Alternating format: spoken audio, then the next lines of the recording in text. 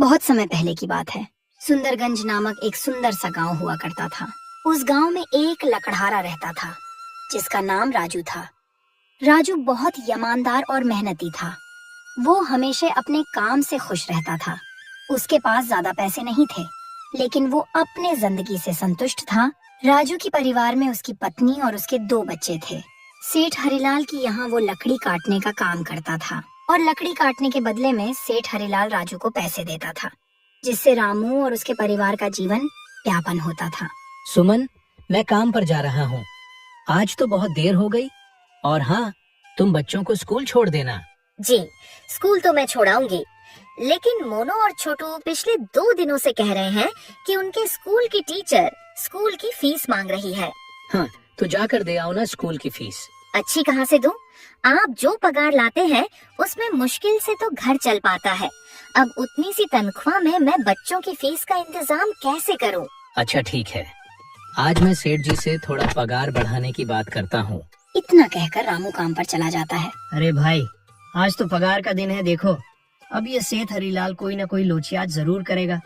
हमेशा कोई ना कोई बहाना बनाकर पगार कम कर देता है। हाँ भाई, अगली बार सेठ हरीलाल ने मेरे भी पगार काट लिए थी।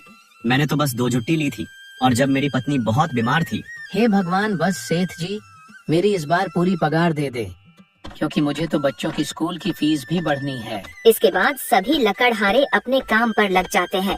काम करने के बाद उस सभी सेठ हरीलाल के पास जाते हैं। सेठ जी, महीना पूरा हो गया है, हमें हमारी तनख्वाह दे दें। देखो भाई, अभी मेरे पास तुम्हें देने के लिए कोई पैसे नहीं है और अभी माल भी नहीं बिका है। सारा माल तो गोदाम में ही पड़ा हुआ है। पर सेठ जी, अभी हमारे पास बिल्कुल भी पैसे नहीं है। घर का भी सामान लाना है, बच्चों की फीस भी भरनी है। अरे मैंने कहा तो सही, 1-2 दिन लोग जाओ, कल या परसों तक पैसे मिल जाएंगे। अभी मेरे पास पैसे नहीं है। सभी लकर्रे निराश मन से अपने अपने घर जाते हैं। अजी, क्या हुआ इस बार? कितना पगार मिला है आपको? सुमन, अभी कोई पगार नहीं मिले। सेठ जी ने कहा है कि 1-2 दिन में पगार मिल जाएंगे। पगार नहीं मिला आपको तो पता है ना, अब बच्चों की फीस भरनी है। इनकी स्कूल टीचर ने आज साफ साफ चेतावनी दी है कि अगर कल फीस नहीं लाई तो बच्चों को घर पर ही बैठा लेना। अब बताओ मैं क्या करूं? मैं क्या करूं सुमन, या सेठ जी भी समय पर कभी भी पैसे नहीं देते हैं। अब तो बस हम इंतजार के सिवा और कुछ नहीं कर सकते हैं। 1-2 दिन की तो बात है, देख लेते हैं। ऐसे ही 2 दिन गुजर जाते हैं। अरे गोपाल, ये लो अपनी इस महीने की पगार। जी, या तो बस 2000 रुपए है। मैंने तो इस महीने 3000 का काम किया है। हाँ, काम तो किया है, लेकिन तूने 1-1 घंटे आराम ही तो किया है, या पैसे उसी आराम के खाते हैं?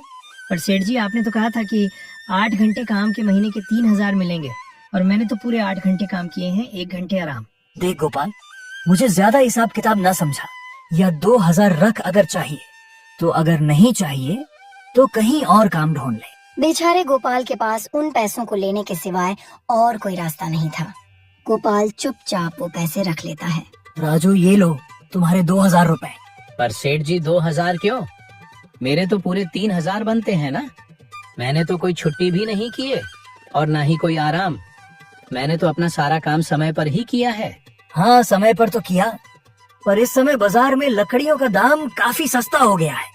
इस वजह से अभी तुम्हें पगार कम ही मिलेगी जब तक लकड़ियों का दाम नहीं बढ़ता। सेठ जी, बात तो 3000 की हुई थी ना। अब 2000 में कैसे घर चलाऊंगा? 2000 ही मिलेंगे तुझे, या काम करना है तो कर, वरना कहीं काम ढूंढ ले। अरे भाई, सेठ हरीलाल तो एक नंबर का बेईमान इंसान है।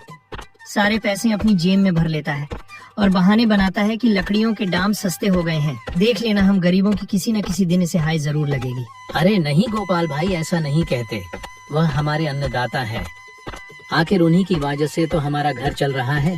अरे काहे अन्नदाता, काम के पूरे पैसे तो देता नहीं। पूरे महीने भी मेहनत करके क्या मिलता है? बस ये 2000, इसमें तो घर का खर्चा भी नहीं चलता। ऐसे में तो हम कभी भी तरक्की नहीं कर पाएंगे। और हम कर भी क्या सकते हैं गोपाल भाई? हमें लकड़ियाँ काटने के सिवा और कोई काम भी तो नहीं आता, और कोई काम खोरना भी चाहे तो इसके लिए हमारे पास इतने पैसे कहाँ से आएंगे? अब जो भी हो, हमारा तो बस यह सेठ हरीलाल ही सहारा है।